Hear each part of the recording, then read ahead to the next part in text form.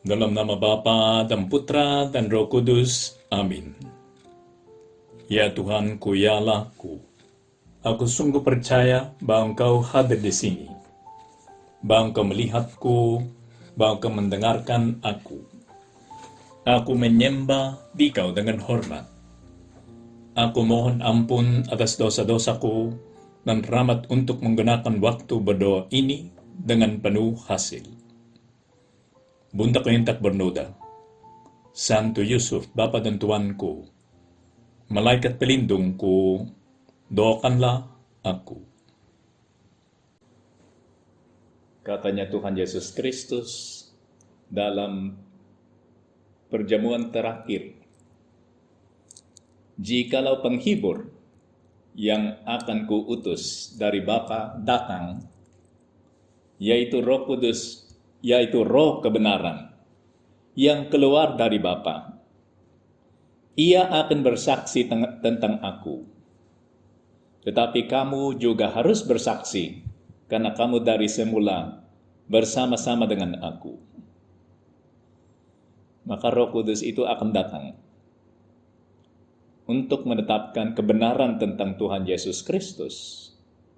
Dan sampai sekarang Roh Kudus, Allah Roh Kudus itu ada di sini, supaya kita tetap percaya kepada Tuhan Yesus Kristus yang sudah di 2020 tahun yang lalu berjalan di atas bumi ini.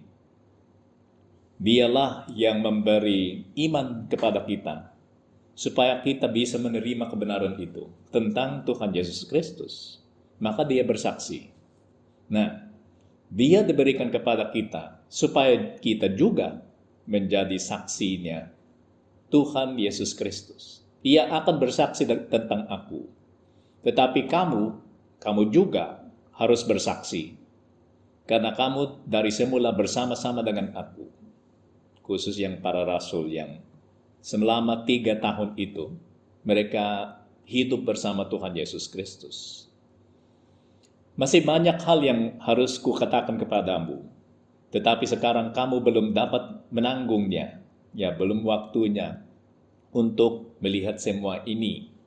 Tetapi apabila ia datang, yaitu Roh kebenaran, ia akan memimpin kamu ke dalam seluruh kebenaran.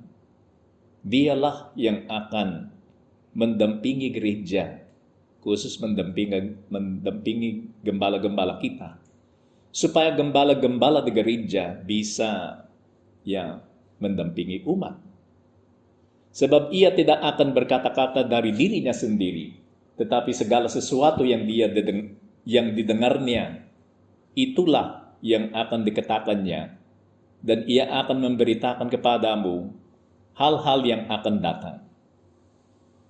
Ia akan memuliakan aku, sebab ia akan memberitakan kepadamu apa yang diterimanya daripada aku.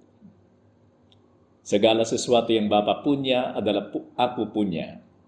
Sebab itu aku berkata, ia akan datang memberitakan kepadamu apa yang diterimanya daripada aku. Ya, besok kita akan merayakan Hari Raya Pentakosta.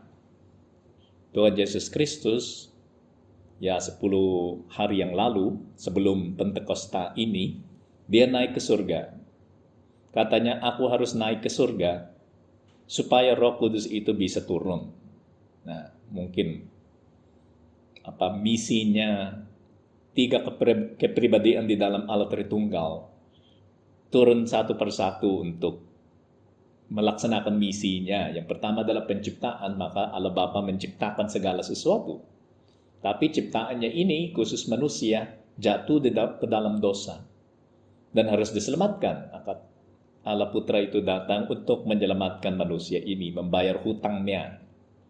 Nah, setelah kita sudah dibersihkan dari dosa itu, kita dihiasi dengan rahmat-Nya Tuhan. Maka Tuhan Yesus Kristus harus naik, Allah Putra naik, dan Allah Roh Kudus datang, supaya kita bisa disucikan oleh Roh ini.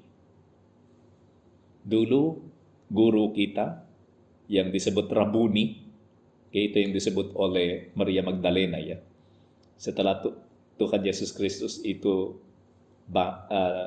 bangkit dari antara orang mati, dan tiba-tiba dia dilihat oleh Maria Magdalena, katanya Maria Magdalena, Rabuni, kan? Guru, ini engkau ya. Tadi saya berpikir bahwa guru adalah tukang taman gini. Rabuni. Nah, karena Rabuni kita itu sudah naik ke surga, Roh Kudus itu turun untuk menjadi Rabuni kita sekarang. Dia menjadi guru kita.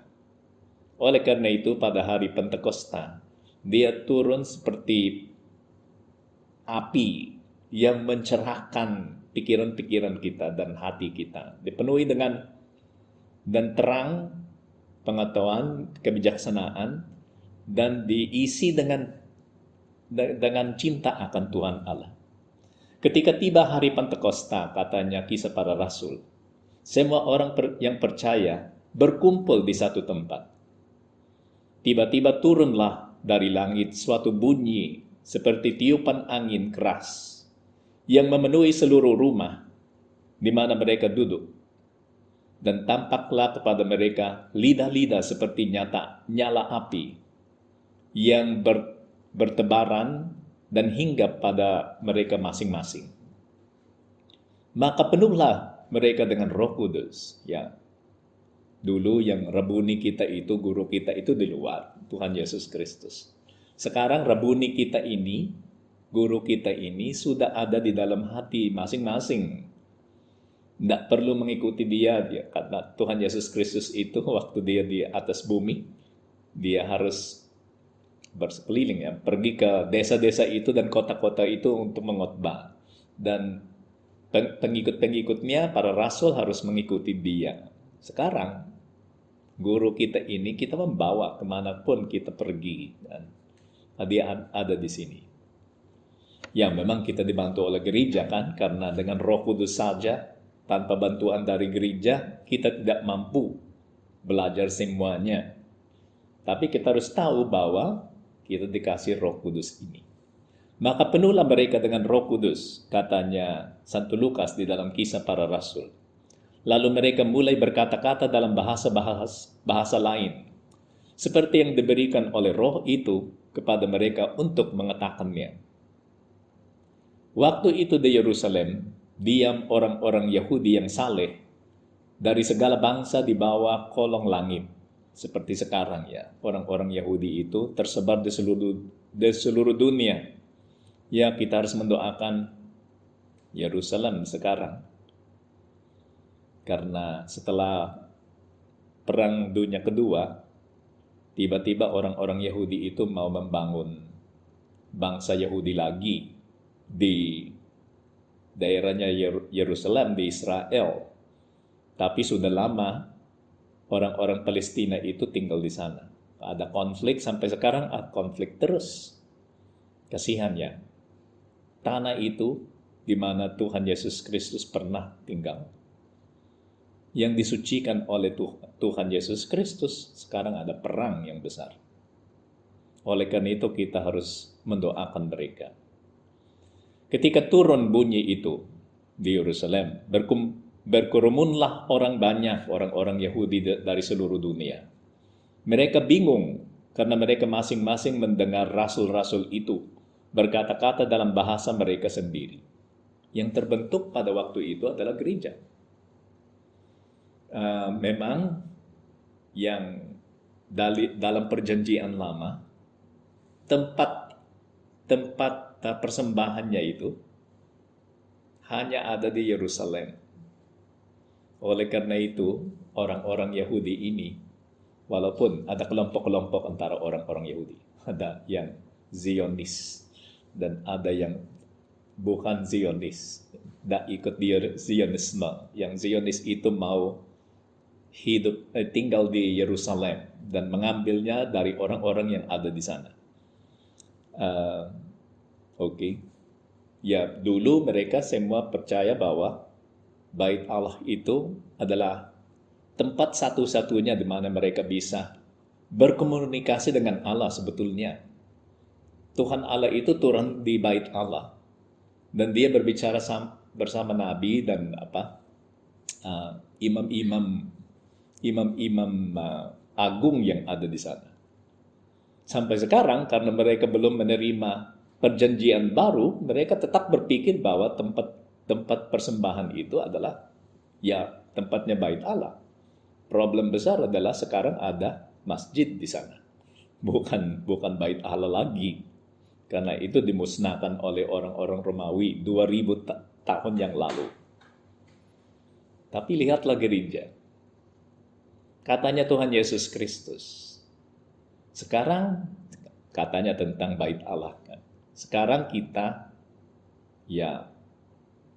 mempersembahkan pengorbanan kepada Tuhan Allah di sini.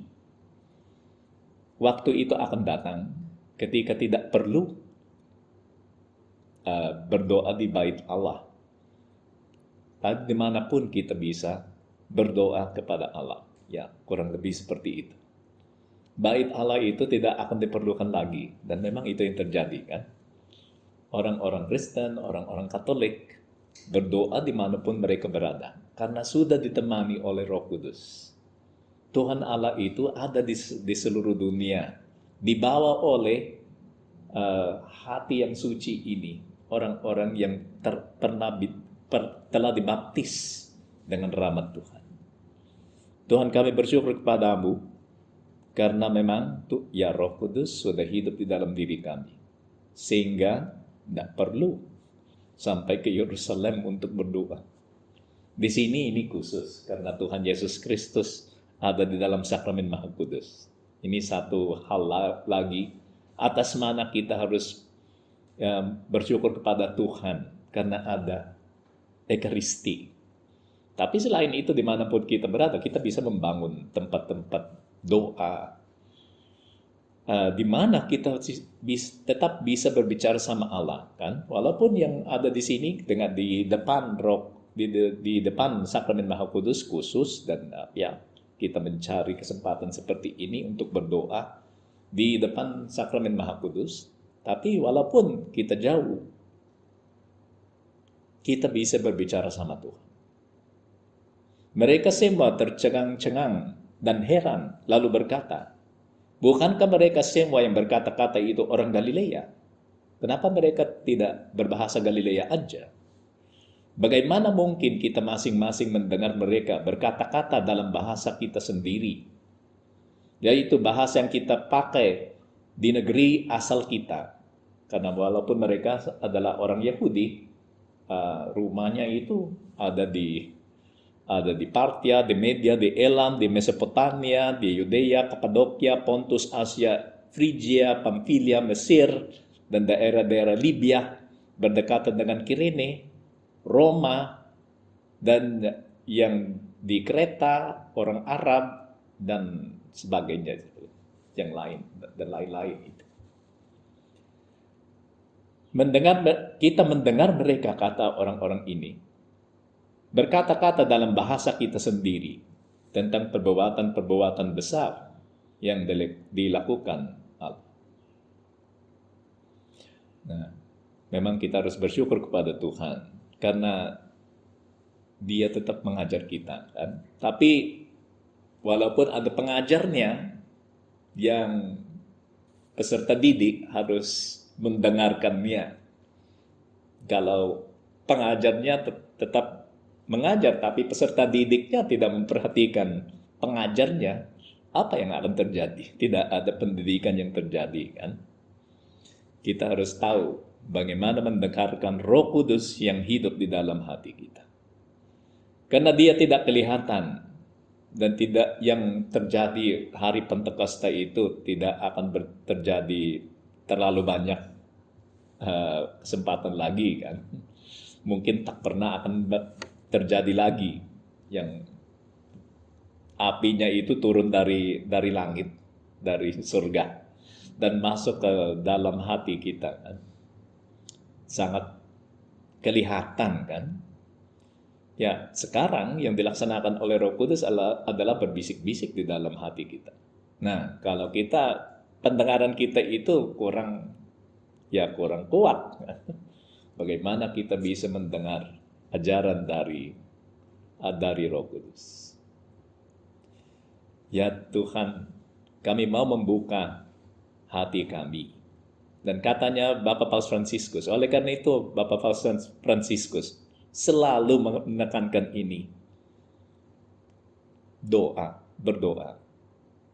Berdoa dengan mengetahui apa yang sungguh dari Roh Kudus dan apa yang dari diri kita sendiri. Oke, kadang ada sesuatu yang baik yang muncul dari imajinasi kita, dari akal budi kita. Tapi yang otentik 100% adalah yang berasal dari Roh Kudus. Kearifan ini yang dikatakan oleh Bapak Paus Fransiskus di dalam Gaudete et Exsultate. Suratnya itu tentang kesucian, panggilan kita untuk menjadi orang kudus.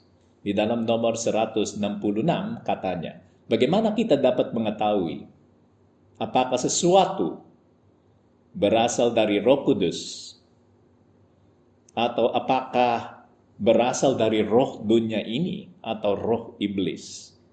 Bagaimana kita bisa membedakan? Nah, karena dia minta terus tolong membedakan antara apa yang berasal dari Roh Kudus dan yang berasal dari roh dunia atau roh iblis. Bagaimana kita bisa melaksanakan itu? Katanya Bapak Paus Fransiskus. Satu-satunya cara adalah melalui kearifan yang menuntut sesuatu yang lebih dari kecerdasan atau akal sehat. Yang melebihi kecerdasan dan akal sehat. Ini kemampuan adikodrati. Kita bisa melaksanakannya dengan bantuan Roh Kudus juga. Kearifan adalah karunia yang harus kita mohonkan. Jika kita memohon dengan keyakinan Roh Kudus, Roh Kudus akan memberi kita karunia ini. Dan kemudian berusaha mengembangkannya melalui doa, permenungan, baca, dan nasihat yang baik.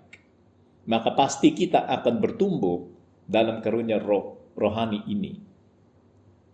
Dan kebutuhan itu mendesak, katanya Bapak Paus Fransiskus. Kita harus membuka hati. Kita harus coba. Ya, kadang itu tidak terjadi. Kita tidak bisa membedakan antara apa yang berasal dari Roh Kudus dan apa yang berasal dari diri kita sendiri. Yang penuh dengan yang keburukan, maksudnya kebiasaan yang tidak baik kan. Kalau kebiasaan kita itu tidak baik, mata spiritual kita itu menjadi buta. Telinga kita spiritual juga tidak bisa mendengar. Karena ditutupi oleh dosa-dosa kita dan kebiasaan buruk yang ada di dalam diri kita. Oleh karena itu, kita pernah berbicara tentang itu kan. Katanya Garrigou Lagrange, yang orang Dominikan itu, teolog Dominikan yang terkenal. Ada 3 tahapnya kan. Yang pertama itu adalah pemurnian. Kita harus memurnikan diri dulu supaya kita bisa masuk di dalam iluminatif. Maksudnya pencerahan. Bagaimana kita bisa melihat cahayanya, cahaya dari Roh Kudus, cahaya dari Tuhan Yesus Kristus. Kalau mata kita ini yang spiritual ditutupi oleh lumpur. Nah, lumpurnya harus dibersihkan dulu. Ya, harus dilepaskan dulu dari mata kita. Maka lumayan lepas. Ada prosesnya kan. Kita tidak bisa tiba-tiba menjadi bersih 100%. Dan ada orang yang tidak berusaha karena menunggu sampai mereka menjadi sempurna. Itu tidak akan terjadi.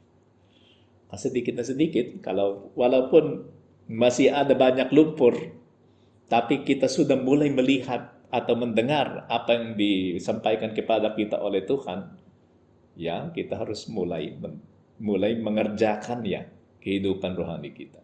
Dan jangan berhenti. Karena orang yang berhenti dipenuhi dengan lumpur lagi atau semua debu yang ada di dalam dunia ini. Ini yang disebut oleh Bapak Paus. Tolong terus-menerus coba.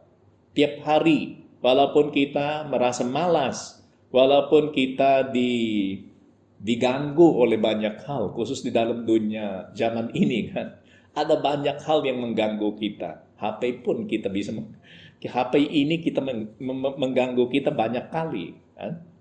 Dan banyak hal lain yang bisa mengganggu kita. Nah, tetapi kita terus menjalankan latihan ini supaya suatu hari kita bisa mendengar dan melihat Tuhan Yesus Kristus. Masuk ke dalam tahap iluminatif supaya akhirnya kita masuk di dalam tahap unitif, menyatu dengan Tuhan Allah. Dan kalau kita sudah menyatu, ini harus menjadi sempurna kan? Memang Roh Kudus itu kita sudah terima waktu kita dibaptis. Dan khusus di waktu kita menerima yang krisma. Oke, itu menguatkan kita dan krisma itu adalah Roh Kudus. Tapi ini tidak cukup. Ini tidak terjadi secara fisikal dan seperti magic ya, karena dikasih krisma ya tidak ada masalah lagi kan. Itu adalah rahmat yang harus dipakai untuk mengembangkan kehidupan rohani. Karunia kearifan, katanya Bapak Paus, menjadi lebih penting saat ini. Karena kehidupan masa kini menawarkan kemungkinan-kemungkinan yang sangat besar untuk bertindak dan mengalihkan perhatian. Serta dunia menyajikan semuanya sebagai hal yang sah dan baik. Kita semua, terutama yang berusia muda, tenggelam dalam budaya yang sedang bergerak cepat. Kita dapat melakukan pelayanan secara bersamaan pada 2 atau lebih layar dan berinteraksi pada saat yang bersamaan dengan 2 atau 3 skenario virtual. Oke, itu mengganggu semuanya, khusus yang lebih muda menurut Bapak Paus. Tanpa hikmat kearifan, kita dapat dengan mudah menjadi mangsa dari setiap kecenderungan yang sepintas lalu. Kita bisa tersesat, disesatkan oleh semua ini. Kita harus tahu berfokus. Supaya kita bisa berfokus, kita harus tahu Tuhan itu di mana. Antara semua hal yang menarik perhatian kita, Tuhan itu berada di mana. Dan itu bisa dilaksanakan kalian kita untuk menemukan Tuhan di dalam hutan itu. Hutan ya kejadian-kejadian atau peristiwa-peristiwa di dalam dunia modern ini. Kalian itu dikembangkan di dalam doa. Kita harus tanya diri, apakah kita berdoa tiap hari? Itu seperti menjalankan Pentakosta tiap hari. Ya? Karena tiap kali kita berdoa, Roh Kudus itu datang untuk membantu kita. Katanya siapa ya? Santo Paulus. Kita tidak bisa mengatakan Tuhan tanpa bantuannya Roh Kudus. Ya, saya lupa sekarang kalau itu Santo Paulus atau Santo Petrus. Kita tidak bisa menyebut Tuhan ya secara yang otentik sebagai doa. Ya, kata Tuhan itu bisa keluar dari mulut kita tanpa artinya gitu. Kalau kita tidak dibantu oleh Roh Kudus.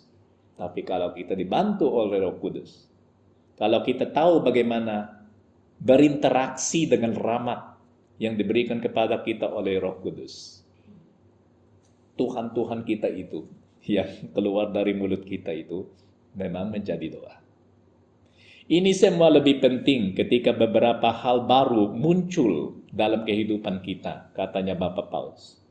Kemudian kita harus memutuskan apakah hal baru tersebut adalah anggur baru yang dibawa oleh Allah atau khayalan yang diciptakan oleh roh dunia roh dunia ini atau roh iblis.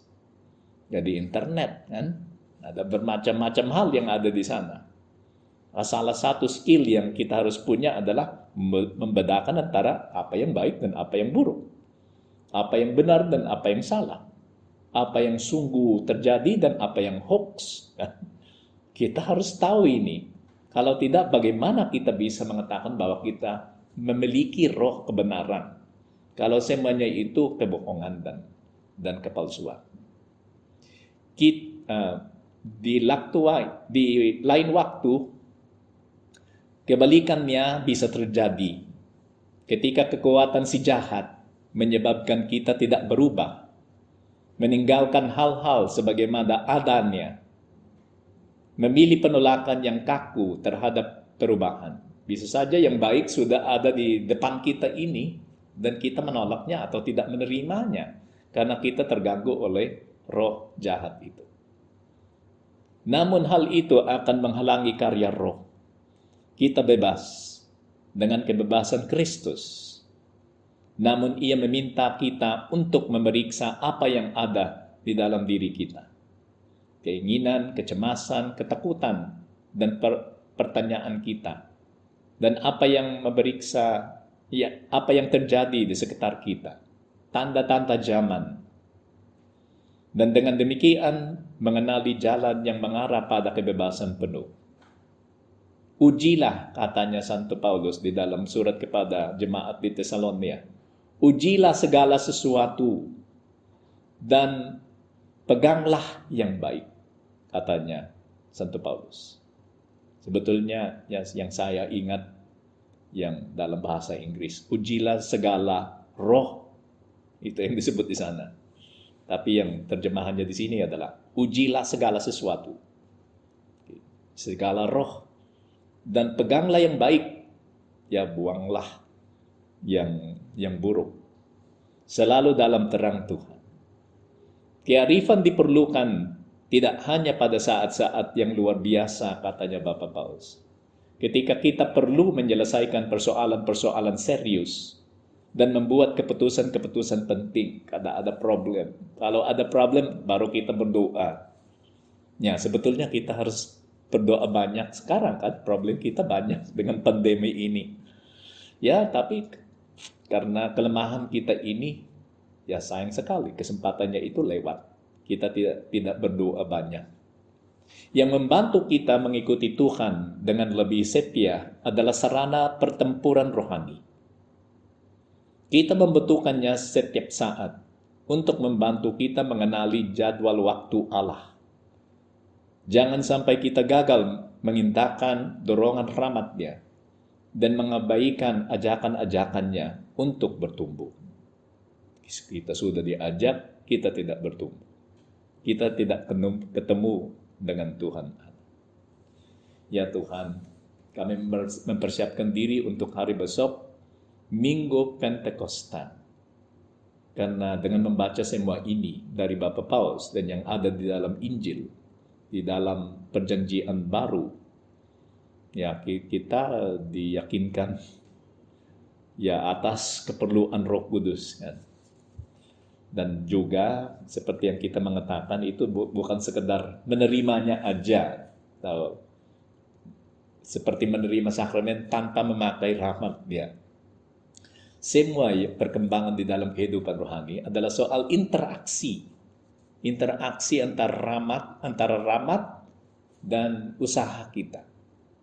Kalau salah satu antara keduanya itu tidak ada perkembangan sama sekali. Kalau tidak ada rahmat, usaha kita itu menjadi sia-sia. Kalau tidak ada usaha, maka rahmat itu dibuang. Ya sayang. Itu selalu interaksi. Kehidupan rohani kita adalah sebuah pertualangan spiritual. Dan kita harus keluar dari comfort zone kita. Kita cenderung ya masuk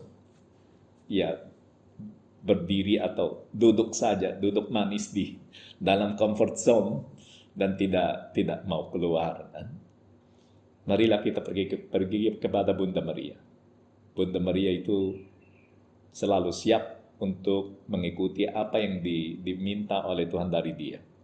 Dan Bunda, bantulah kami. Tolong memegang tangan kami supaya kami keluar dari comfort zone dan mulai mengembangkan kehidupan rohani. Karena Roh Kudus itu telah datang. Dia disuruh oleh Tuhan Yesus Kristus untuk menyelamatkan kami. Dan kalau kami tidak memperhatikannya, apa yang akan terjadi kepada kami ini? Kami minta pertolongan-Mu untuk Bunda Maria, supaya semua usahanya Roh Kudus menjadi berhasil dalam jiwa kami. Aku bersyukur kepadamu ya Allahku atas segala resolusi yang baik, kasih dan inspirasi yang telah Engkau curahkan kepada aku dalam renungan ini. Aku mohon pertolongan-Mu untuk melaksanakannya. Bunda Kain tak bernoda, Santo Yusuf, Bapa dan Tuanku, Malaikat pelindungku, doakanlah aku.